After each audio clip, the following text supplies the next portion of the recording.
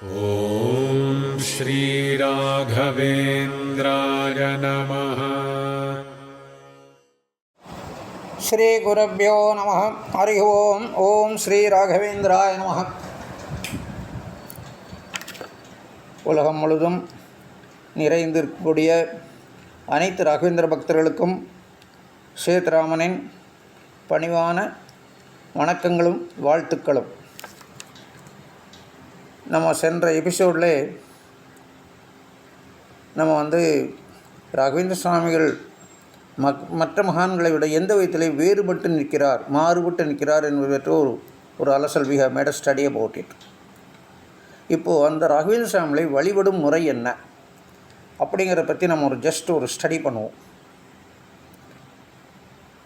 ராகவேந்திர சுவாமி பிருந்தாவனங்கள் இருக்கக்கூடிய இடம், கோயில்கள், மடங்கள் இருக்கு இல்லையா, அங்கே பிருந்தாவனம் மிருத்தியாவை வைத்து வழிபடக்கூடிய பிருந்தாவனங்கள், அங்கே செய்யக்கூடிய பூஜை முறைகளெல்லாம் வேறு, அது சிஸ்டமே வேறு. நம்ம வீட்டில் வச்சு ராகவேந்தர் படம் வச்சோ இதில் சிலை வைத்தோ நாம் பூஜை செய்வதாக இருந்தால் நாம் எவ்வாறு ராகவேந்திர சுவாமி வழிபடலாம், எவ்வாறு வழிபட்டால் ராகவேந்திர சுவாமி சந்தோஷப்படுவார், நமக்கு நல்ல அனுகிரகங்கள் பலன்கள் கிடைக்கும் என்பதை பற்றி ஒரு சின்னதான ஒரு அலசல் பார்க்க போகிறோம். அதுக்கப்புறம் இதுக்கு அடுத்தாப்பில் நம்ம ராகவேந்திரனுடைய ஒவ்வொரு அவதாரங்களை பற்றியெல்லாம் ரொம்ப டீட்டெயிலாக நிதானமாக நம்ம ஸ்டடி பண்ண போகிறோம். இதில் எந்த அவசரமே கிடையாது. இப்போ அவருடைய வழிபாடு முறைகள் என்னங்கிறத நம்ம தெரிஞ்சுக்கலாம். முதலே சொன்ன மாதிரி ராகவேந்திர சுவாமியோட மடங்கள், அதாவது கோயில்கள், அங்கே பிருந்தாவனங்களுக்கு செய்யக்கூடிய வழிபாட்டு முறைகள், பூஜை முறைகள் டோட்டலி டிஃப்ரெண்ட். அதை நான் கம்பேர் பண்ண வேண்டாம். நம்ம வீட்டில் எல்லாருமே சாதாரணமாக எல்லா மக்களும், பாமர மக்களும், நம்மை போன்ற பாமர மக்கள், காமன் பீப்புள், அவங்க வீட்டில் ராகவேந்திர சுவாமி படம் இருக்கும். ஒரு சிலர் வீட்டில் சின்ன விக்கிரகங்கள் இருக்கும்.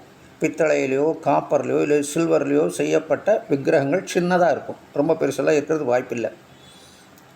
ஒரு சில வீட்டில் இன்னும் சில அனுஷ்டானங்களெல்லாம் நன்றாக செய்யக்கூடியவர்கள் இருக்கக்கூடியவர்கள் சின்ன பிருந்தாவனங்கள், வெள்ளி பிருந்தாவனத்தில் வச்சுருப்பாங்க.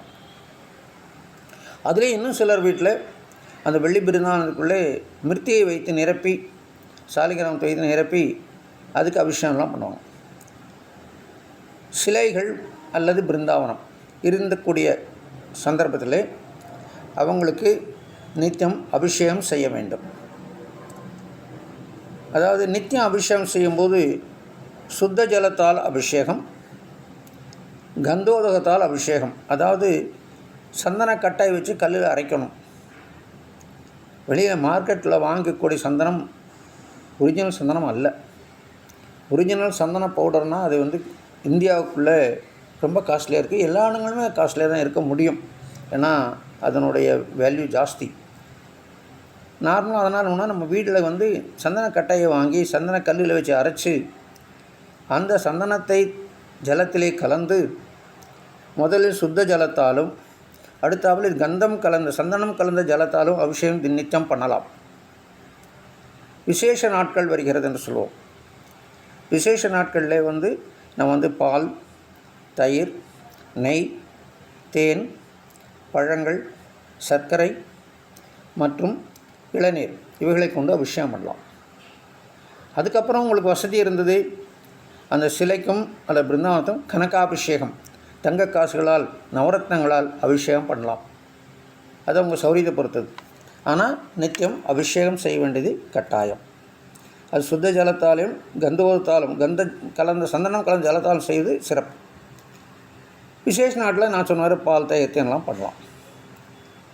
மிருத்தியை வைக்கக்கூடிய பிருந்தாவனங்கள் வைத்திருப்பவர்கள் அனுஷ்டானங்கள் சற்று கடுமையாக இருக்கணும். மடி ஆச்சாரம் கொஞ்சம் ஜாஸ்தியாக வேணும்.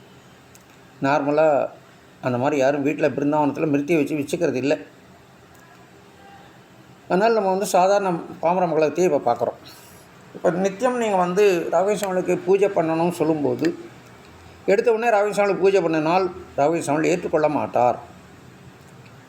முதல்ல உங்களுடைய குலதெய்வ வழிபாடு செய்ய வேண்டும். நித்தியமும் உங்களுக்கு குலதெய்வத்தை நீங்கள் வழிபடணும். ஏதோ உங்களுக்கு எந்த வழி தெரியுமோ அந்த வழியில், எப்படி தெரியுமோ அப்படி குலதெய்வத்தை நீங்கள் வணங்க வேண்டும். ஸ்லோகங்கள் தெரிஞ்சால் ஸ்லோகங்கள், மந்திரங்கள் தெரிஞ்சால் மந்திரங்கள், படங்கள் தான் அதுக்கு அர்ச்சனை, அலங்காரங்கள் இதெல்லாம் பண்ணணும். அதுக்கு அடுத்தாப்புல உங்கள் குலதெய்வத்துக்கு அடுத்தாப்புல உங்கள் இஷ்ட தெய்வம் இருக்குது. உங்களுக்குன்னு ஒரு சில தெய்வத்து மேலே சில பேருக்கு நரசிம்மர் இஷ்ட தெய்வமாக இருக்கும், சில பேருக்கு ராமர் இஷ்ட தெய்வமாக இருக்கும், சில பேர் கிருஷ்ணர் இஷ்ட தெய்வமாக இருக்கும். அந்த மாதிரி அந்த தெய்வங்களுக்கு நீங்கள் வழிபாடு செய்ய வேண்டியது அவசியம். அதுக்கடுத்து உங்கள் குடும்பத்திலே பரம்பரையாக சில தெய்வ வழிபாடுகள் நடந்தோம். உங்களுடைய தாத்தா, அப்பா, முத்தாத்தா இவங்களெல்லாம் சில தெய்வ வழிபாடுகள், சில தெய்வங்களுக்கு ஆராதனை செய்திருப்பார்கள். அதையும் நீங்கள் தொடர வேண்டும். அதை அவங்களோட விட்டுறக்கூடாது. ஏன்னா அந்த தெய்வங்கள் அவங்களுடைய சாநித்தியம், ஆராதனையின் சாநித்தியின் காரணமாக இந்த தெய்வங்களெல்லாம் சாநித்தியமாக உங்கள் வீட்டில் இருக்கும். இப்போ அவங்களுக்கு நித்தியம் நீங்கள் பூஜை நைவேத்தியமெல்லாம் பண்ணணும். இதெல்லாம் பண்ணி முடிச்சுட்டு மகாவிஷ்ணு சம்பந்தப்பட்ட தெய்வங்கள், அதாவது நரசிம்மர், ராமர் இருந்தாலும் அவங்க முன்னாலேயே நீங்கள் வந்து குலதெய்வமோ குடும்ப தெய்வமோ இருந்தனா அதுக்கு அபிஷேகம் எல்லாம் பூஜையெல்லாம் பண்ணிட்டீங்கன்னா அப்புறம் ஆஞ்சநேயருக்கு நீங்கள் பூஜை பண்ணணும்.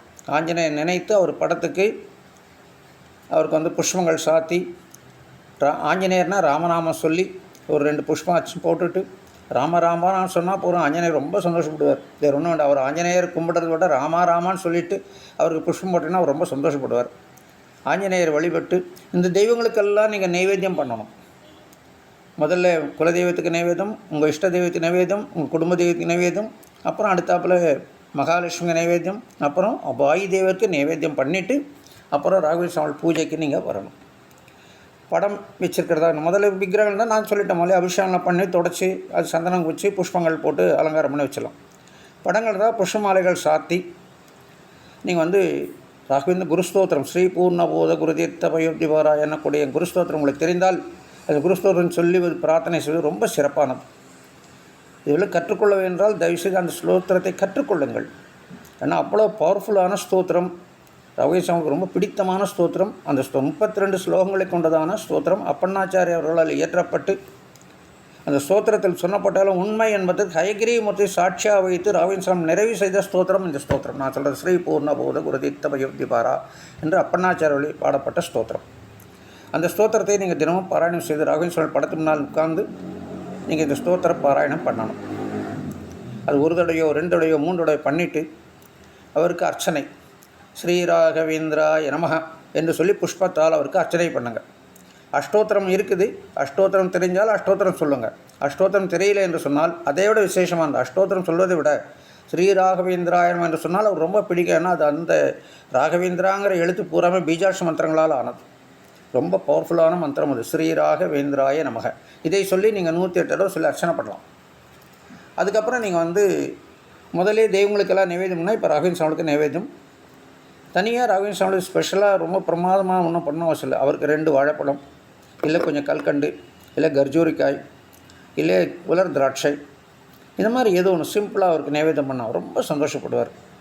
இல்லை நீங்கள் வந்து சாதம் வைக்கிறதுனால பொதுவாக ஆண்கள் தான் சமைத்து நைவேத்தியம் வைக்க வேண்டும். மடியோடு சமைக்கணும். ஆனால் அது வந்து எல்லார் வீட்டுக்கும் சௌகரியம் இருக்குமா என்று சொல்ல முடியாது. அதனால் வந்து ஹஸ்தோதம் கொடுக்கறதுக்காக நீங்கள் சாதம் வச்சு ஹஸ்தோதம் கொடுக்கறத விட அதுக்கு ரொம்ப மடியாக அதெல்லாம் பண்ணணும். இன்னும் சொல்ல போனால் வைஷ்ணவ ஹோமம் பண்ணிட்டு தான் நைவேத்தியம் பண்ணுங்கிற ஒரு சாஸ்திரம் இருக்குது. அதெல்லாம் நமக்கு செய்ய தெரியாது இல்லையா. அதனால் சிம்பிளாக வாழைப்பழம் 2, இல்லைன்னா கல்கண்டு, இல்லைன்னா திராட்சை, அந்த மாதிரி ஏதோ ஒன்று பழங்கள் வைத்து அவருக்கு நைவேத்தியம் பண்ணிவிட்டு தீபாரணை பண்ணி பிரார்த்தனை பண்ணிவிட்டு நம்ம வந்துடலாம். நமஸ்காரம் பண்ணி வந்துடலாம். உங்களுக்கு நேரம் நிறையா இருக்கிறது, இன்னும் நிறைய விஸ்தாரம் பண்ண முடியும் என்று சொன்னால் ராகவேந்திர சுவாமி படத்தை ஒரு ஸ்டூல் மேலேயோ இல்லைன்னு ஒரு சேர் மேலே ஒரு பட்டு வஸ்திரம் அல்லது புதிய துணியை போட்டு பரப்பி அது மேல் ராகவேந்திர சுவாமி படத்தை வைத்து அதுக்கு அருகில் ஆஞ்சநேயர் அல்லது மகாவிஷ்ணு சம்பந்தப்பட்ட தெய்வங்கள், அதாவது ராமர், கிருஷ்ணர், நரசிம்மர், பூராவர், இந்த மாதிரி ஏதோ ஒரு தெய்வத்தினுடைய படத்தையும் கூட வைக்கணும். இல்லைன்னா ஆஞ்சநேயர் படத்தையான கூட வைக்கணும். வச்சுட்டு அந்த ஸ்டூலோட ஹைட்டு குறைந்து 1 அடி இருக்கணும். அவருக்கு வந்து முதல்லையே நீங்கள் நைவேத்தியம்லாம் பண்ணி முடிச்சாச்சு இல்லையா. அதனால் 2வது நைவேத்தியம் தேவையில்லை. பிரதட்சணம் பண்ணி நமஸ்காரம் பண்ணலாம். ஒரு பிரதட்சணம் சொன்னால் ஒரு சுற்றி வலம் வருதல். அந்த வலம் வந்து ஒரு தடவை ஒரு வலம் வந்து ஒரு நமஸ்காரம், முன்னால் வந்து கீழே விழுந்து கும்பிடணும். அது மாதிரி ஒரு நாளைக்கு நீங்கள் 12, 18, 24, 32, 36, 48 இப்படி உங்கள் ஏதோ ஒரு கணக்கு வச்சு நீங்கள் பிரதட்சணம் நமஸ்காரம் ரொம்ப சாலச்சிறப்புடையது. பிரதட்சணம் படத்தை ஒட்டி வரக்கூடாது. குறைந்தது 1 அடிக்கு தள்ளி தான் நீங்கள் வந்து பிரதட்சணம் வரணும். இதே நீங்கள் பிரதட்சண நமஸ்காரங்கள் வந்து மடங்களிலே செய்வதான் ராகவேந்திர சன்னதிகளிலே செய்வதாக இருந்தால் 8 திக்குகளிலே நமஸ்காரம் பண்ணக்கூடிய பద్ధதி இருக்குது. ஆனால் எல்லா மடங்கள்லேயும் அந்த நமஸ்காரம் 8 திக்கிலும் நமஸ்காரம் மாதிரி ஸ்பேஸ் இருக்காங்க தெரியாது. இருந்தால் செய்யலாம். இல்லைன்னா ஒரு பிரதட்சணம் ஒரு நமஸ்காரம் போதுமானது. பக்தி முக்கியம் இந்த இடத்துல.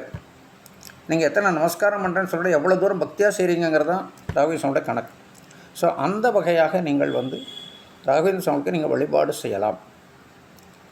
இந்த வழிபாடுகள் எல்லாம் வீட்டிலே நம்ம செய்யக்கூடிய ராகவேந்திர சுவாமி படம் வச்சு நீங்கள் நிவேதியம் இது பண்ணுறது பூஜை பண்ணுறது தான் நான் சொல்கிறேன். நான் ஸ்ரீமடங்களிலே பிருந்தாவனம் மிருத்தியா பிருந்தாவனோட செய்யக்கூடிய பద్ధதியே வேறு. அதை பற்றி நான் பேசவே இல்லை. இந்த மாதிரி நீங்கள் எளிய முறையிலே பக்தி செய்து பூஜை செய்து வந்தாலே போதுமானது. ராகவேந்திர சுவாமி சந்தோஷப்பட்டு அனுகிரகம் பண்ணுவார். நித்தியம் சுவாமிக்கு நைவேத்தியம் மாத்திரம் ஆறு மாதிரி பார்த்துக்கோங்க. எந்த தெய்வமாக இருந்தாலும் சரி, நீங்கள் வெளியூர் போகக்கூடிய சூழ்நிலை இருக்குதுன்னா வேறு யாரோ வீட்டு மெம்பர்ஸ்க்கு கொடுத்து நீங்கள் அதுக்கு நைவேத்தியம் பண்ணணும். அப்படி இல்லை, யாருமே இல்லை, எல்லோரும் குடும்பத்தோடு வெளியூரில் போகிறோம், நீங்கள் எங்கேயோ ஒரு பக்கம் அந்த நேரத்துக்கு சுவாமியை நினச்சி ஒரு 2 வாழைப்பழத்தை கையில் வச்சு சுவாமி எல்லாம் உங்களுக்கு இதை நைவேத்தியம்னு சொல்லி மானசீகமாக உங்கள் தெய்வத்தை நினச்சி நைவேத்தியம் பண்ணுறீங்கனாலே போதுமானது. அது ராகவேந்திர சுவாமிகளுக்கு அது பொருந்தும். நீங்கள் எங்கேயோ வெளியூர் போயிட்டீங்க, குடும்பத்தில் எல்லாருமே போயாச்சு, வீட்டுக்குள்ளே வீடை பூட்டிகிட்டு போயிட்டீங்க, வீட்டில் சுவாமிக்கு நைவேத்தியம் பண்ணுறதுக்கு இல்லை. நீங்கள் அந்த பூஜை டைம் உங்களுக்கு ஞாபகம் வரும், 10 மணி ஆனால் உங்களுக்கு டக்குன்னு ஞாபகம் வரும். அப்போ 2 வாழைப்பழமோ இல்லைன்னா உலர் திராட்சை கையில் கொஞ்சம் வச்சுக்கோங்க. எந்த இடத்துல இருந்தாலும் பரவாயில்ல, கை கால் அலம்பிட்டு சுத்தம் பண்ணிவிட்டு தலையில் புரோஷம் பண்ணிட்டு தண்ணியில் புரோஷம் பண்ணிட்டு கையில் ஒரு தட்டில் அந்த திராட்சை பழம் உலர் திராட்சையோ இல்லை வேறு ஏதானும் பழங்களோ 2 பழமாக வச்சுட்டு, குருராஜா இது உங்களுக்கு நைவேத்தியமாக நீங்கள் ஏற்றுக்கொள்ள வேண்டும் சொல்லி அவங்க காரணம் மூடி பிரார்த்தனை பண்ணிட்டு ஸ்ரீராகவேந்திராய நமன்னு சொல்லி ஒரு 12 தடவை சொல்லிவிட்டு அந்த பழத்தை அப்படியே மானசீகமாக ராகவேந்திர நைவேத்தியம் பண்ணிங்கனால் போதுமானது. ராகவேந்திர சந்தோஷப்பட்டு ஆனந்தமாக ஏற்றுக்கொள்வார். இந்த மாதிரியான நம்ம எளிமையான பூஜை முறை எல்லோரும் செய்ய முடியும். இதில் ஜாதி மத இன வித்தியாசம் எதுவுமே கிடையாது. எல்லோரும் பூஜை பண்ணலாம். ஆண் பெண் எல்லோரும் பண்ணலாம். சந்தோஷமாக குருராஜருக்கு நீங்கள் பண்ணுங்கள். பரிபூர்ண அனுகிரகம் கண்டிப்பாக கிடைக்கும். அடுத்த எபிசோட்லேருந்து நம்ம we are going to study the life history of Sri Raghavendra சுவாமிகள். அதை பற்றி நம்ம நிதானமாக அலசி ஆராய்ந்து பார்க்கலாம். அவருடைய பூர்வ அவதாரங்கள், அப்புறம் இப்போதைய தற்போதைய அவதாரம், இதெல்லாம் ஒன் ஸ்டேஜ் பை ஸ்டேஜ் நம்ம பார்ப்போம். வாழ்த்துக்கள். நன்றி. மீண்டும் சந்திப்போம். குருராஜா அர்ப்பணமஸ்து. ஓம் ஸ்ரீ ராகவேந்திராய நமஹ.